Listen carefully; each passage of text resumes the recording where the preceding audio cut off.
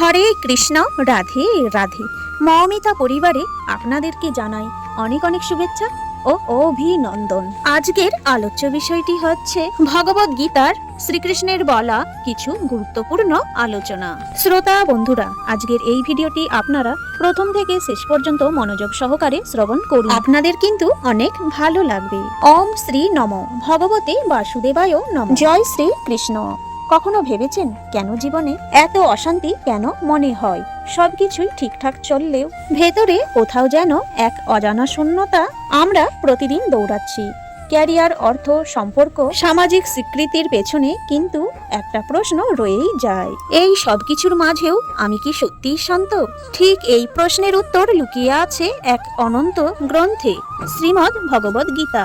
গীতা শুধু একটা ধর্মগ্রন্থই নয়, এক মানব জীবনের বিজ্ঞান, যেখানে প্রত্যেকটা শ্লোক, প্রত্যেকটা শব্দ জীবনের প্রতিটি সংকটে পথ দেখায়। গীতা বলে, তোমার মন, তোমার চিন্তা, তোমার প্রতিক্রিয়া সবই এক চেতনার প্রতিফলন।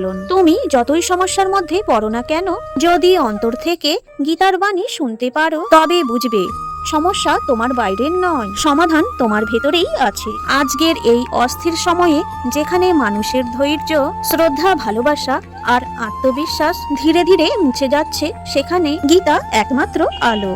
শ্রীকৃষ্ণ বলেছেন, সংযম মুক্তির পথ, যে নিজেকে জয় করেছে সে জগৎকে জয় করেছে।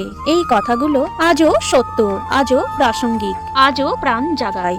আজকের মানুষ ভাবে গীতা পড়লে ধর্মীয় হয়ে যাবে, আধুনিকতা হারাবে, কিন্তু গীতা তো ধর্ম নয়। গীতা হলো চেতনার জাগরণ, যেখানে শেখানো হয়েছে ব্যর্থতার পর মাথা উঁচু রাখতে হয় কিভাবে, ভয়কে মোকাবিলা করতে হয় কিভাবে, নিজের কর্তব্যকে ভালোবেসে করতে হয়। যে গীতা অর্জুনকে যুদ্ধক্ষেত্রে দাঁড়িয়ে সাহস দিয়েছিল, সেই গীতা আজ তোমার জীবন যুদ্ধও দেবে। সেই একই শক্তি, তুমি যখন বিভ্রান্ত, তুমি যখন ভেঙে পড়েছো, তুমি যখন ভাবছো আমি পারবো তো, ঠিক তখনই কৃষ্ণের বাণী নরম কণ্ঠে বলে ওঠে, হে অর্জুন, ওঠো, লড়াই করো, নিজের কর্তব্য পালন করো। গীতা শেখায় জীবনের প্রতিটি কষ্ট এক একটি পাঠ। গীতা শেখায় আর মানা নয়, নিজেকে জানা। গীতা শেখায় বাইরের ঘরের চেয়ে ভেতরের নীরবতা বড়। যখন কেউ তোমায় আঘাত দেয়, যখন বিশ্ব তোমার বিরুদ্ধে দাঁড়ায়, গীতা তখনই বলে, যে নিজেকে স্থির রাখতে পারে, সুখে দুঃখে একই থাকে, সেই যোগে। এই জ্ঞানের গভীরতা শুধু শুনেই নয়, অনুভব করেও বোঝা যায়। যখন তুমি গীতা পড়ো, তখন সেটা বই নয়, একটা আয়না, যেখানে তুমি নিজেকেই দেখতে পাও। গীতা আমাদের মনে করিয়ে দেয়, তুমি শরীর নও, তুমি আত্মা, আর আত্মা কখনো ভয় পায় না, কখনো মরেও না, কখনো হারায়ও না। আত্মার জন্মও নেই, আত্মার মৃত্যুও নেই। এটাই গীতার মহাজ্ঞান। এই জন্য গীতা পড়া জরুরি, কারণ এই গ্রন্থ শেখায় কিভাবে চিন্তা থেকে মুক্তি পেতে হয়, ভয়কে পরাজিত করতে হয় এবং জীবনকে অর্থবহ করতে হয়। যখন মন দুর্বল হয়ে পড়ে, তখন সবকিছু হাতছাড়া হয়ে যাচ্ছে মনে হয়, তখনই গীতার প্রত্যেকটি শ্লোক যেন এক একটি ঔষধ, যেন মনের রোগ সারিয়ে তোলে। আজকের মানুষ প্রযুক্তিতে, বিলাসে, নাম খ্যাতিতে হারিয়ে যাচ্ছেন, কিন্তু শ্রীকৃষ্ণ বলেন, যে জগতে বিশ্বাস রাখে সে ভাঙবে, যে ঈশ্বরকে বিশ্বাস রাখে সে স্থির থাকবে। তাই গীতা পড়া মানে শুধু ধর্মীয় পাঠই নয়, এটা এক মানসিক পুনর্জন্ম, যেখানে প্রতিটি শব্দ, প্রতিটি বাক্য তোমাকে আবার নতুন করে বাঁচতে শেখায়। মানুষ ভাবে দুঃখ কেবল তার জীবনেই এসেছে।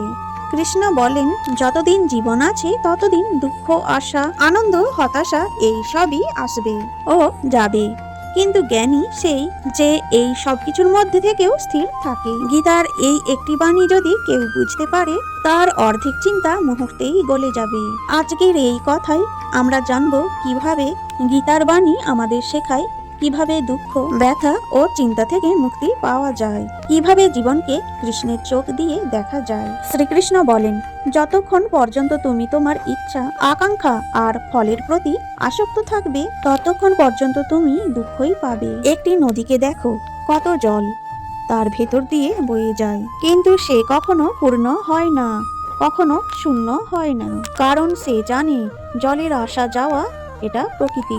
আমাদের জীবন তেমনি, দুঃখ, আনন্দ, ব্যথা আসবে যাবে, কিন্তু আমরা যদি প্রতিটা ঘটনার সঙ্গে নিজেকে বেঁধে ফেলি তখনই কষ্ট হয়। কৃষ্ণের বাণী আমাদের শেখায়, যে নিজের মনকে জয় করেছে সে নিজের সবচেয়ে বড় বন্ধু, আর যে নিজের মনকে জয় করতে পারেনি সে নিজের সবচেয়ে বড় শত্রু। অর্থাৎ দুঃখ তোমার চারপাশে নয়, দুঃখ তোমার মনে জন্ম নেয়। মনকে সঠিক জ্ঞান দিয়ে ঠিক না করলে সুখের মাঝেও তুমি কাঁদবে। আজ আমরা ভাবি কাল কি হবে, যদি ব্যর্থ হয়, যদি টাকা না থাকে, যদি মানুষ না বোঝে। কিন্তু কৃষ্ণ বলেন, যে ব্যক্তি সব কাজ আমাকে সমর্পণ করে, আমায় সর্বদাই স্মরণ করে, তার চিন্তা আমি দূর করি। অর্থাৎ যখন আমরা আমাদের অন্তরের ঈশ্বরকে স্মরণ করি তখন চিন্তা আর থাকে না, কারণ চিন্তা মানে নিজের প্রতি সন্দেহ, আর কৃষ্ণের ভরসা মানে নিজের ভেতরের শক্তির প্রতি বিশ্বাস। জয় শ্রী কৃষ্ণ। আজকের এই ভিডিওটি এখানেই শেষ করলাম। সকলেই ভালো থাকবেন, সুস্থ থাকবেন।